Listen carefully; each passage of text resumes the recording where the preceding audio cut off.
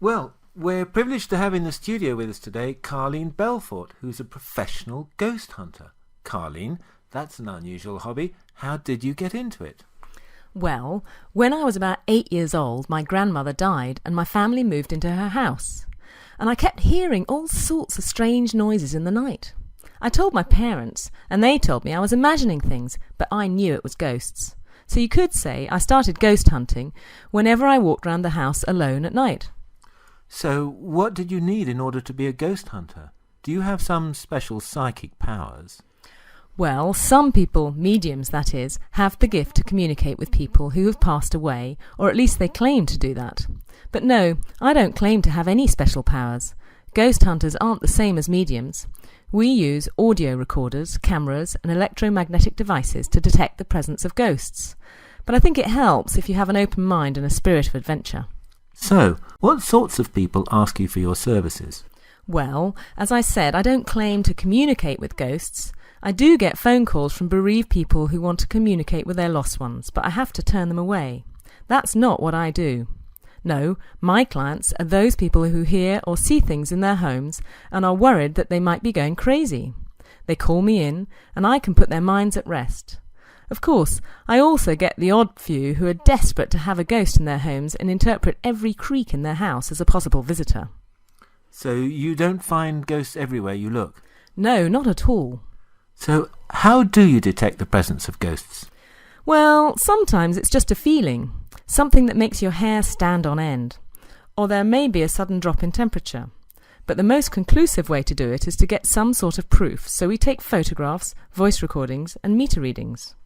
And what has been your scariest moment? Oh, there have been so many. I mean, there was one time when I was with my team and my teammate's camera stopped working. My camera was still functioning, so we took a picture of my colleague so that we could find out whether it was the spirits causing the malfunction. Oh, there have been so many. I mean, there was one time when I was with my team and my teammate's camera stopped working.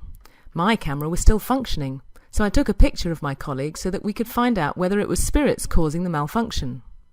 When we looked at the pictures later, we could see 3 streams of energy attacking the camera around my colleague's neck. That was certainly very spooky, but of course we didn't know that was going on when we took the picture, and when we looked at the photograph we were far away. There are some hair-raising moments when you see things flying across the room of their own accord. But to tell the truth, there's nothing more frightening than being in the presence of true evil. So there are evil ghosts out there? Oh yes, most definitely. Now, as I'm sure you're aware, there are a large number of skeptics out there, and I'm sure there'll be people among our listeners who believe that ghost hunting is a lot of nonsense and that you have no scientific basis for your work. What do you have to say to them? Well, I can see why people with more scientific minds are unconvinced, as there have been a lot of hoaxes in the past. But now, with better technology, we're able to take a lot more data and evidence to back up our sightings, although I realise that some scientists are still not convinced by that. But, well, if they're not satisfied with the data, well, I'd like to invite them on a ghost hunt and see how they explain furniture flying across a room. So it's not just a big con. You're not just filling up people's minds with a lot of nonsense in return for their money. Well, I realise that some people see it like that, and that's a shame. But as I see it, I'm no different from a plumber or an electrician. If someone has a problem in their house, they call me, and I come over with the right equipment and some skills, and I can solve their problem and put their minds at rest.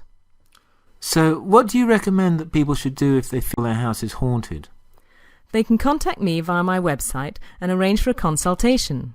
And I'm also happy to take people out on hunts if they want a spooky experience. Well, Carleen, it has been most interesting talking to you. Thank you very much for coming in.